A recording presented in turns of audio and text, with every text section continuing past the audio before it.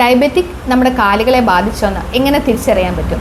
കാലിലുണ്ടാകുന്ന കറുപ്പ് നിറം, മരപ്പ്, സൂചി കുത്തുന്ന പോലത്തെ വേദന, ചെരിപ്പൂരിപ്പോയാൽ അറിയാത്ത അവസ്ഥ, കാലിലുണ്ടാകുന്ന നീര്, കാലിലെ രോമങ്ങൾ പൊഴിയുന്നത്, ഇതൊക്കെ കാലിലേക്കുള്ള ബ്ലഡ് സർക്കുലേഷനും കുറയുന്നതിൻ്റെ ലക്ഷണങ്ങളാണ്. കാലിലേക്കുള്ള ബ്ലഡ് സർക്കുലേഷനെ കറക്റ്റാക്കി നിർത്തിക്കൊണ്ട് നമുക്ക് ഡയബറ്റിക് ന്യൂറോപ്പതിയിലേക്ക് പോകുന്നതും കാലിൽ മുറിവുണ്ടാകുന്ന അവസ്ഥയും നമുക്ക് തടയാൻ സാധിക്കും.